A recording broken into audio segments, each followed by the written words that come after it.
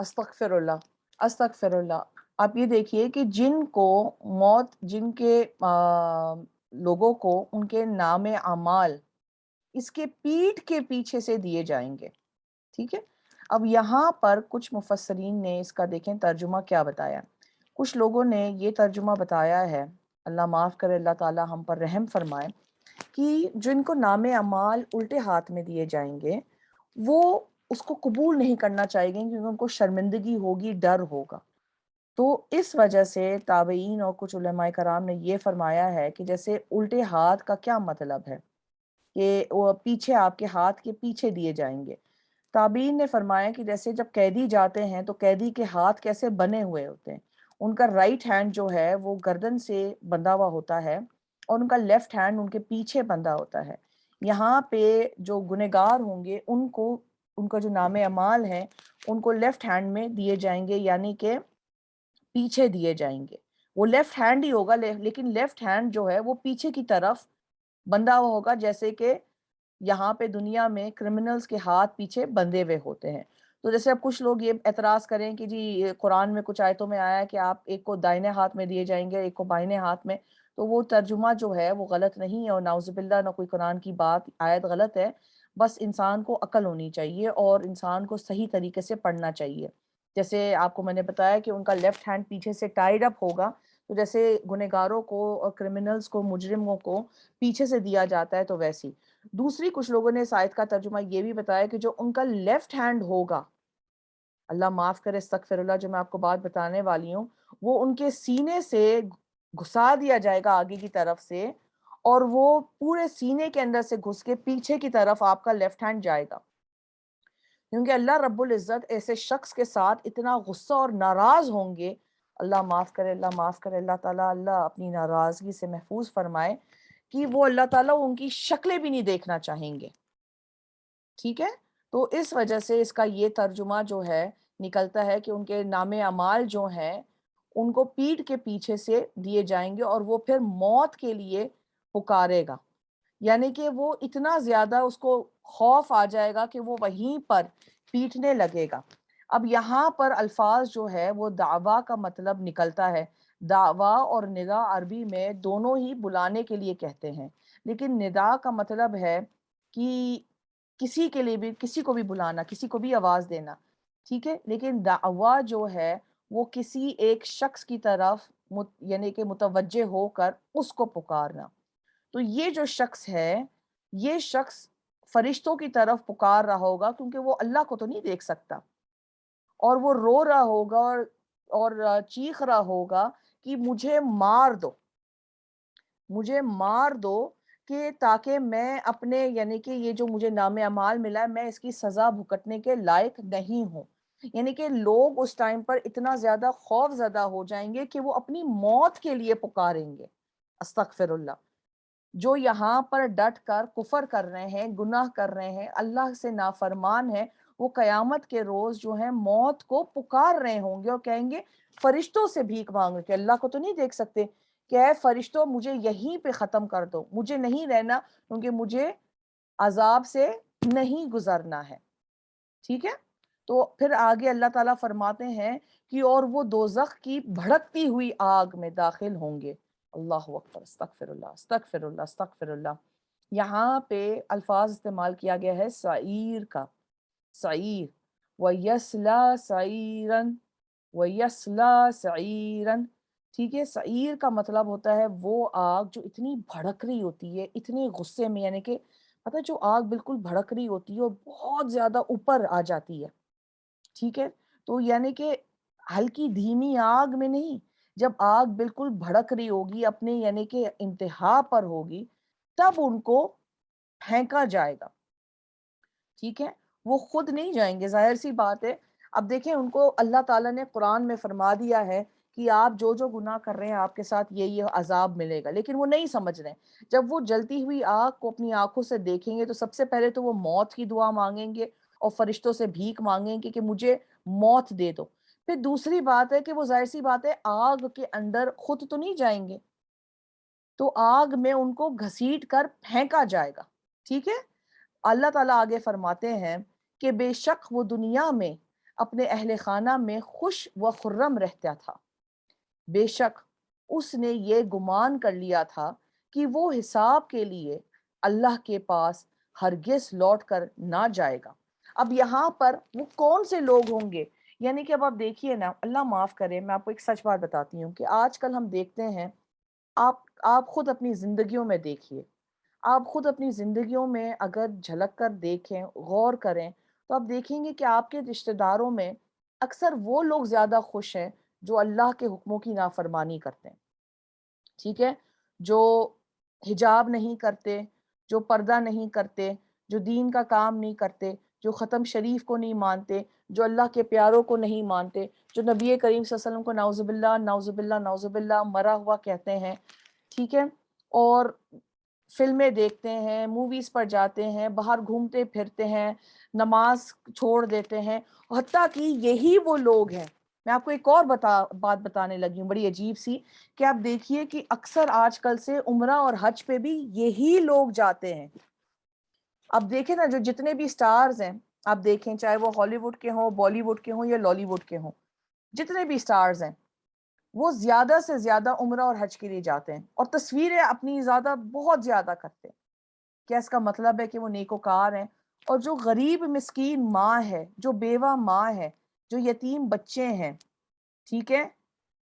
یا کوئی طلاق یافتہ بہن ہے، وہ گھر میں مصروف ہے کہ وہ اتنی عزت سے روٹی کما لے تاکہ اس کی اولاد کا گزارا ہو جائے، وہ تو صرف گزارا کرنے کے لیے، تو اس کو تو نہ حج نصیب ہے نہ عمرہ نصیب ہے، کیا وہ گنہگار ہے؟ نہیں۔ یہی تو بات ہے کہ دنیا کی جو سوچ ہے وہ یہ ہے کہ ہم جو دیکھتے ہیں کہ لوگ اپنے خاندان والوں کے ساتھ خوش ہیں، وہ باہر دعوتوں پہ جا رہے ہیں، بڑی بڑی گاڑیوں میں جا رہے ہیں، ان کے پاس بیٹے بھی ہیں، بیٹیاں بھی ہیں، اچھے کپڑے ہیں، عید میں مل جل رہے ہیں، مکس گیدرنگز ہو رہی ہیں، واو دے سو ہیپی، فیس بک میں بڑی بڑی پکچرز لگائی ہیں، آر فیملی، آر کاسا، سو کاسا می کاسا، آپ کا گھر میرا گھر، اتنی بڑی دعوتیں، 15-20 ڈشز لگی ہوئی ہیں، اور کچھ لوگ ہوتے ہیں جن کے پاس بس اتنے ہی پیسے ہوتے ہیں کہ وہ کچھ اٹھا کے خرید کر اپنے بچوں کو کھلا سکیں، دعوت پہ نہیں جاتے ہیں، کوشش کرتے ہیں فطرانہ دیں، ٹھیک ہے، تو کیا یہ لوگ گنہگار ہیں؟ نہیں، کیونکہ یہ ان کی خوشگمانی ہے، یہ ان کی بدگمانی ہے کہ یہ لوگ سوچتے ہیں کہ یہ یہاں پر بھی خوش ہیں تو ادھر بھی ان کا حساب نہیں ہوگا۔ لیکن اصل بات یہ ہے کہ ضروری نہیں ہے جو انسان ادھر خوش ہو وہ آخرت میں بھی خوش رہے، ویسے ہی ایسی بات بھی نہیں ہے جو ادھر ناخوش ہو وہ ادھر بھی ناخوش رہیں، ٹھیک ہے۔ یہاں پر ابن کثیر کی جو روایت ہے، جو بتایا جاتا ہے کہ یہ اس شخص کے بارے میں ذکر کیا گیا ہے کہ وہ اپنے اہل و احوال کے ساتھ اتنا خوش ہے، اتنا خوش ہے اس دنیا میں، کہ وہ بھول گیا ہے کہ اس کا حساب بھی ہوگا اور یہ ساری چیزیں بھی ختم ہونے والی ہیں۔ اور امام القرطبی نے فرمایا کہ اللہ رب العزت جو ہے نا، جنت کے جو جنتی ہیں قرآن میں، جو دنیا میں رہتے ہیں، یعنی کہ جو جنتی ہیں جن کو اللہ تعالیٰ نے قرآن میں جنتی کہا ہے لیکن ابھی تک ان کو جنت ملی نہیں ہے، وہ دنیا میں رہتے ہیں، ان کی کچھ نشانیاں بتائی ہیں۔ سب سے پہلی نشانی کہ وہ ہمیشہ خوف میں رہتے ہیں اور اللہ کی ناراضگی سے ڈرے ہوئے رہتے ہیں، ٹھیک ہے، خوف میں رہتے ہیں، ساری باتیں آپ لوگ سمجھ لیں۔ میں آپ سب کو نوٹس انشاءاللہ تعالیٰ آج یا کل ہفتہ اتوار میں ضرور بھیج دوں گی، کیونکہ میری بیک اینڈ ٹیم بھی رمضان میں کچھ ہم نے پروگرامز انشاءاللہ رمضان کے بعد بھی شروع کرنے اس میں بزی ہیں، میں بھی خود ذرا مصروف رہتی ہوں عبادات میں، تو میں بھی ذرا یہ کام نہیں کر سکی، لیکن انشاءاللہ آپ سب کو نوٹس اس ہفتے اتوار تک ضرور مل جائیں گے، اور اس میں یہ سارے پوائنٹس، حدیث، قرآن کی آیتیں، سارے ریفرنسز موجود ہوں گے تاکہ آپ اپنی فیملی اور فرینڈز کے ساتھ شیئر کر سکیں اور صدقہ جاریہ کما سکیں۔ امام القرطبی رحمۃ اللہ علیہ نے فرمایا ہے کہ جنتیوں کی اس دنیا میں رہتے ہوئے کچھ نشانیاں ہیں کہ وہ ہمیشہ خوف زدہ رہتے ہیں اللہ کے ناراضگی سے، ٹھیک ہے، لیکن قیامت کے دن اور آخرت میں ان کو سکون اور خوشی ہوگا، ٹھیک ہے۔ اب یہ جو دنیا میں پریشان رہتے ہیں، یہ اس لیے پریشان نہیں رہتے ہیں کہ ان کو جاب چلی جائے گی، بس ان کو یہی فکر رہتی ہے کہ قیامت کے دن ہمارا کیا عالم ہوگا۔ تو مومنوں کی وہ نشانی ہے کہ مومن ہمیشہ اسی سوچ میں پڑا رہتا ہے کہ میں ایک سفر میں ہوں، اور میں ہر دفعہ یہ دیکھ رہا ہوں کہ میرے اعمال ایسی ہوں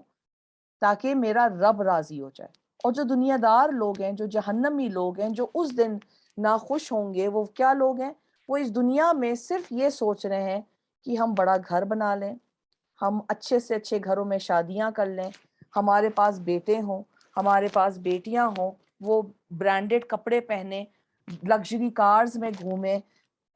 ہر سال ویکیشن کریں. ان کو یہ دنیا کا سکون تو مل جائے گا، لیکن جو اصل خوشی ہے، اصل سکون ہے، وہ ان کو نہیں ملے گا. دوسرا، یہ جو نشانی میں نے آپ کو بتائی ہے، یہی نشانی جو ہے امام قرطبی رحمۃ اللہ علیہ نے فرمائی ہے کہ جو جہنمی ہوں گے وہ یہی لوگ ہوں گے جو اس دنیا میں اتنے گم ہوں گے، اس کے سکون میں، اتنی خوشی میں. آپ یہ دیکھیے نا کہ نعوذ باللہ، جیسے مثلا کہ دبئی میں ایک ریسٹورنٹ ہے، اس کا نام نصرت ہے، ٹھیک ہے، وہ ایک ٹرکش شیف ہے نصرت، اس نے یہ ریسٹورنٹ دبئی میں کھولا ہے. تو میری جو بڑی صاحبزادی دبئی میں ہے، وہ بھی ایک دو دفعہ وہاں پہ گئی تھی، تو انہوں نے مجھ سے کہا تھا کہ مما overpriced and not worth it. تو جب میں شروع میں نصرت نے اپنا پوسٹ ڈالنا شروع کیا تھا، میں بہت زیادہ ایکسائٹیڈ تھی، میرا دل تھا کہ میں بھی جا کے ذرا اس ریسٹورینٹ میں جا کے کھا کے دیکھوں کہ کیسے اسٹیکس ہیں یہ سب. جب میں اس کے پوسٹ دیکھتی ہوں تو میں لوگوں کو دیکھتی ہوں، مسلمان بھی ہیں، یہ نہیں کہ سارے کافر ہیں، مسلمان لوگ جو ہیں وہاں پر اتنا خوش ہیں، گولڈ پلیٹڈ سٹیکس کھا رہے ہیں، گولڈ پلیٹڈ، یعنی کہ ان کے برگرز کے اندر باقاعدہ پورا کا پورا گولڈ فوائل ہے، اور اتنا زبردست ان کا کھانا دکھتا ہے، اور اتنا رش ہے، اور مکس گیدرنگز ہیں، اور لاؤڈ میوزک چل رہی ہے، اسی ریسٹورینٹ میں ڈرنکس بھی سرو ہو رہے ہیں، ادھر مسلمان بھی بیٹھے ہیں، عرب بھی بیٹھے ہیں، برقعے والی عورتیں بھی بیٹھی ہیں، پردے والی. لیکن دیکھیں وہ دنیا داری میں اتنا خوش ہیں، اتنا خوش ہیں کہ ان کو قیامت کی فکر ہی نہیں ہے کہ کیا ہوگا. اسی دیکھیں پچھلی صورتوں میں بتایا گیا تھا کہ ایسے لوگوں کی روحیں بھی جو ہے نا کھینچ کر نکالی جائے گی. تو اس لیے اللہ تعالیٰ نے فرمایا ہے کہ وہ ان کو کبھی یہ معلوم نہیں تھا کہ وہ پھر سے اللہ کے حضور لوٹ کر جانا ہے. اور کیوں نہیں، بے شک اس کا رب اس کو خوب دیکھنے والا ہے. یعنی اللہ تعالیٰ تو ہر وقت دیکھتا ہے. ہم رات کو سوتے ہیں، جو ہمارے رات میں بھی ہمارے ذہن میں جو کیڑے جاتے رہتے ہیں، مثلا کہ ہم لوگ سوچ رہے ہوں گے آج اس نے مجھے ایسا کہا ہے، کل میں ایسا کام کروں گی، ٹھیک ہے. جیسے اکثر ساس بہو کا مسئلہ ہوتا ہے، نندوں کے ساتھ مسئلہ ہوتا ہے، دیور دیورانیوں کے ساتھ ہوتا ہے، آپ کے کچھ کلیگز کے ساتھ جاب میں ہوتا ہے. تو ہم یہ باتیں جو ہے نا ہم لوگ سوچتے رہتے ہیں، ہسبینڈس کے خلاف ہم لوگ منصوبے بنا رہے ہوتے ہیں، یا وائفز کے خلاف ہسبینڈس منصوبے بنا رہے ہیں. آج کل کی دنیا تو بالکل سیف نہیں ہے. تو یہ باتیں بھی اللہ رب العزت دیکھ رہا ہے، ہماری کوئی بات اللہ سے پوشیدہ نہیں ہے. سو مجھے قسم ہے شفق یعنی شام کے سرخی یا اس کے بعد کے اجالے کی، تو اللہ رب العزت جو ہے یہاں پر فرماتے ہیں، ٹھیک ہے، اللہ تعالیٰ فرماتے ہیں کہ مجھے شفق کی قسم ہے، ٹھیک ہے. تو اللہ تعالیٰ جو ہے کتنی خوبصورتی سے فرماتے ہیں کہ جب رات جو ہے، شام جو ریڈ ہونے لگتی ہے، اور یعنی کہ جب دن جو ہے اندھیرے میں آنے لگتا ہے، اس کا مطلب ہے کہ جب نرمی، جیسے جو لوگ ہوتے ہیں نا جو نرم دل ہوتے ہیں، اور یہ جو رنگ کی تبدیلی ہوتی ہے، شفق کی اللہ نے قسم کھائی ہے، کیونکہ جو رنگ کی تبدیلی ہوتی ہے، آپ یہ دیکھیں بھلے مغرب اور عصر اور مغرب کے درمیان کا وقت بہت کم ہوتا ہے، مغرب کا نماز کا وقت بہت کم ہوتا ہے، لیکن یہ فوراً نہیں چینج ہوتا ہے فرام مارننگ ٹو نائٹ.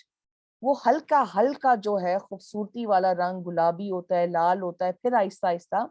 کالا ہونے لگتا ہے. تو اس لیے اللہ تعالیٰ جو ہے وہ فرما رہا ہے کہ ہم لوگ جو ہیں وہ جو مفسرین نے اس آیت کا ترجمہ فرمایا وہ یہ فرماتے ہیں کہ اللہ رب العزت کو دن کے وقت بھی یاد رکھو، رات کے وقت بھی یاد رکھو، کیونکہ وہ تمہارا رب ہے جو دن کو رات میں آہستہ آہستہ کتنی خوبصورتی سے بدلتا ہے. آگے اللہ تعالیٰ فرماتے ہیں اور رات کی اور ان چیزوں کی جنہیں وہ اپنے دامن میں سمیٹ لیتی ہے، سبحان اللہ، اور چاند کی جب وہ پورا دکھائی دیتا ہے. اللہ تعالیٰ کن چیزوں کی قسم کھاتے ہیں؟ پہلے شفق کی، ٹھیک ہے، پھر رات کی، اور جن چیزوں کو وہ لپیٹ لیتا ہے. جیسے اللہ تعالیٰ فرماتے ہیں اس آیت سے کہ ایک دن موت بھی انسان کو لپیٹ لے گی، اور پھر کوئی بھی انسان اس سے بچ نہیں پائے گا۔ پھر اللہ تعالیٰ چاند کی قسم فرماتے ہیں کہ چاند کی قسم بھی، اب دیکھیں نا کہ چاند بھی اپنے پورے فیزز میں جاتا ہے، کیونکہ ہم ظاہر سی بات ہے مسلمان لونر کیلنڈر کو فالو کرتے ہیں، تو چاند کیسے پہلے ہلکا سا ہوتا ہے جیسے ناخن کے ٹپ کی طرح، پھر آہستہ آہستہ اس میں کوئی روشنی نہیں ہوتی ہے، پھر وہ جو ہے وہ روشنی دینے کے لائق ہو جاتا ہے اور فل ہو جاتا ہے۔ اور ادھر بھی اللہ رب العزت نے جو آیت میں فرمایا ہے وَالْقَمَرِ اِذَا اتَّسَقَ، ٹھیک ہے، وَالْقَمَرِ اِذَا اتَّسَقَ، یعنی کہ تسق جو ہے کا مطلب ہے پورا ہونا۔ تو اللہ رب العزت چاند کی قسم فرماتے ہیں جب چاند پورا روشنی دے رہا ہوتا ہے، تم یقیناً طبق در طبق ضرور سواری کرتے ہوئے جاؤ گے۔ اب یہاں پر اللہ تعالیٰ جو ہے جواب دے رہا ہوتا ہے اپنی قسموں کی، یہاں پہ رقب کا جو مطلب ہے، ٹھیک ہے، جو اللہ تعالیٰ فرماتے ہیں رقب کا، ٹھیک ہے، لَتَرَقَّبُونَ طَبَقًا عَن طَبَق، ٹھیک ہے، اللہ تعالیٰ فرماتے ہیں رقب کا مطلب ہوتا ہے کسی چیز کی سواری کرنا، جیسے اونٹ پر بیٹھ کر یا گاڑی پہ بیٹھ کے۔ تو اللہ تعالیٰ ہم سے اتنی خوبصورت انداز میں فرما رہے ہیں کہ کیسے انسان ایک ایک زندگی کے حصے سے دوسری زندگی کے حصے میں جیسے ایک سواری کے طور پہ جا رہا ہے۔ کیسے آپ یہ سوچئے، آپ اپنے بارے میں تو شاید آپ کو یاد نہیں ہوگا، لیکن میں آپ کو اپنے بارے میں ایک بات بتانا چاہتی ہوں کہ تقریباً میرے خیال سے 20 سال 15 سال تو ہو ہی گئے ہیں جب سے میں نے اپنے رشتہ داروں سے میں علیحدہ ہوئی ہوں، اپنے بچپن کے دوستوں سے، اپنے کلیگ سے، بہت سے لوگوں سے جو میرے اپنے تھے، جب میں پاکستان شفٹ ہوئی دبئی سے اور یو ایس سے، تو اس کے بعد نہ میرا ان سے ملنا ہوا، نہ میرے ان سے بات ہوئی۔ تو میرا ذہن جو تھا، جب میرے خیال سے میں نے 10 یا 11 سال بعد پھر اپنے رشتہ داروں سے میری بات چیت شروع ہوئی، میرے دوستوں سے بات چیت شروع ہوئی، مجھے ایک چیز کا احساس ہوا کہ میرا ذہن 15 سال پہلے کا پھنس گیا تھا۔ میننگ اگر میرے کزنز ہیں یا میرے فرینڈز ہیں، میرے کزنز ہیں جو میرے سے 2 سال یا 3 سال چھوٹے ہیں یا میرے سے 4 سال بڑے ہیں، تو میں ان کو اسی نظر سے دیکھ رہی تھی کہ وہ اسی ایج گروپ میں ہے۔ میں جیسے اب فار ایگزامپل میری بڑی صاحبزادی ہیں، وہ 7 سال کی تھی جب میرے سے علیحدہ ہو گئی تھی، دبئی میں پڑھ رہی تھی، تو میں جب ان سے فائنلی ملی 12 سال بعد، تو میرے نزدیک وہ ماشاءاللہ 7 کے بعد ماشاءاللہ میں 18 سال میں ان سے ملی، لیکن وہ 18 سال کی بھی تھیں، میری نظر میں ان کا وہ جو سٹیج تھا وہ 7 سال کی بچی کا ہی تھا۔ میں آج تک بھی ماشاءاللہ وہ 21 سال کی ہو گئی ہیں، اللہ ان کو صحت زندگی دے اور مجھ سے جلد ملوائے، لیکن میں ان کو جب بھی دیکھتی ہوں میرے نظر میں وہ 7 سال کی بچی ہی رہتی ہیں۔ تو انسان جو ہے بوڑھا ہوتا ہے، جوان ہوتا ہے، سٹیجز میں جاتا ہے، آپ وہ سٹیجز کا ایک پتہ ٹرانزیشن کر رہے ہوتے ہیں جو اتنا سموتھ ہوتا ہے کہ آپ کو پتہ بھی نہیں چلتا ہے، ٹھیک ہے؟ تو اللہ رب العزت جو ہے یہ جواب دے رہے ہیں کہ آخر کار انسان جو ہے وہ اپنے رب کے آگے حضور پیش ہوگا۔ بیٹا I lived in Jersey city, new Jersey اور کنیٹیکٹ،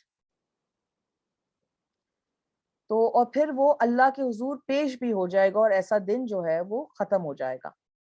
تو انہیں کیا ہو گیا ہے کہ قرآنی پیشن گوئی کی صداقت دیکھ کر بھی ایمان نہیں لاتے۔ تو اللہ رب العزت ان سے فرماتا ہے، یعنی کہ یہ ناراضگی کا احساس ہے کہ ہم نے قرآن کے طور پہ پیشن گوئی دی ہے جو صداقت ہے، لیکن تم اس کے باوجود بھی ایمان نہیں لائے ہو، اور جب ان پر قرآن پڑھا جاتا ہے تو اللہ کے حضور سجدہ ریز نہیں ہوتے، نعوذ باللہ، ٹھیک ہے؟ اب یہاں پر ہم سب کو سجدے کا حکم ہے،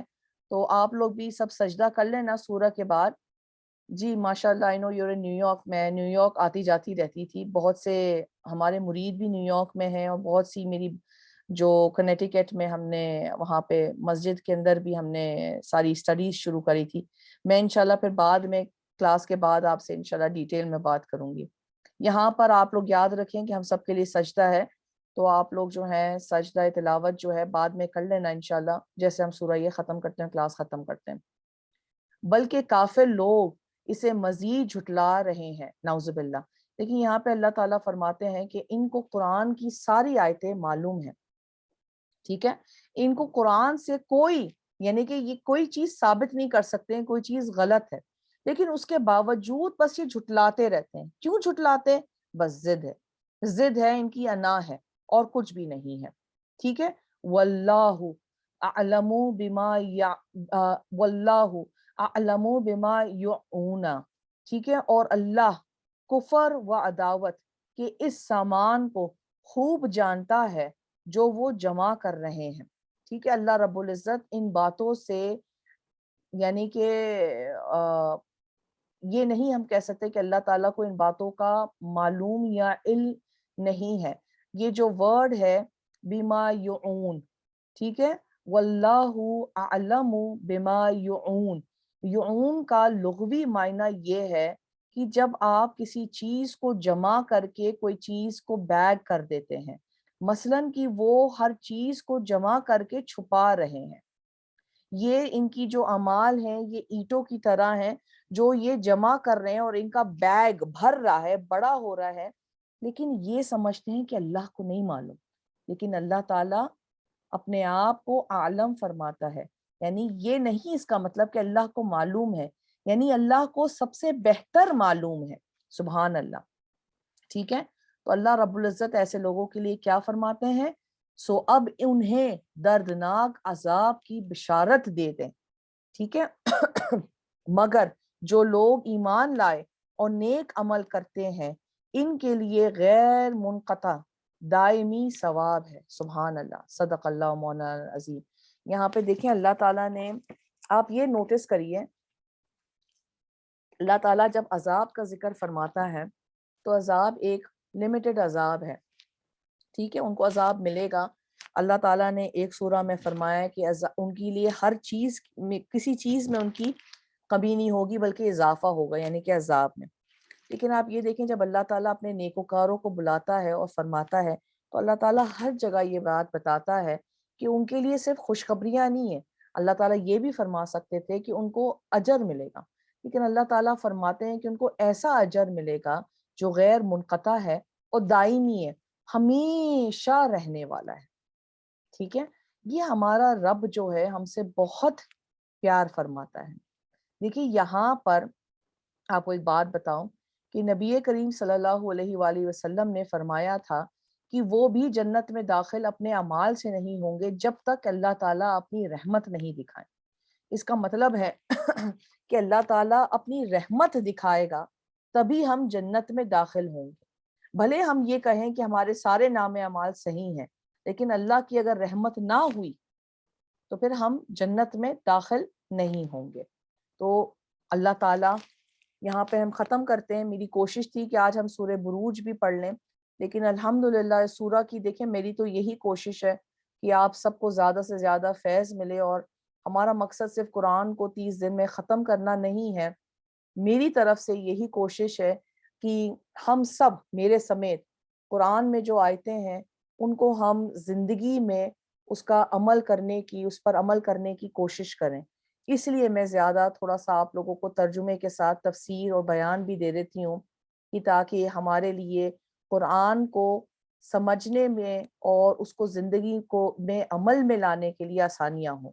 تو اس وجہ سے تھوڑی سی دیر ہو رہی ہے، لیکن کوئی بات نہیں، اللہ تعالیٰ نیتوں پر اجر دینے والا ہے۔ ہماری یہی نیت ہے کہ ہم رمضان المبارک اللہ کے دین کو سمجھنے اور سیکھنے میں گزاریں۔ اللہ تعالیٰ ہمیں توفیق عطا فرمائے، اللہ تعالیٰ ہمارے گناہوں کو معاف فرمائے، اللہ تعالیٰ ہمارے روزوں کو، ہماری عبادتوں کو اور ہماری دعاؤں کو قبول اور منظور فرمائے، چھوٹے بڑا گناہ کو اللہ تعالیٰ معاف فرمائے، اللہ تعالیٰ ہمیں جہنم کی آگ سے محفوظ فرمائے۔ ہمارے جو رشتہ دار فوت ہو گئے اللہ تعالیٰ ان سب کے درجات کو بلند فرمائے، قبر کے عذاب سے مغفرت فرمائے، اور جو ہمارے رشتہ دار زندہ ہیں اللہ تعالیٰ ان کو صحت زندگی عطا فرمائے،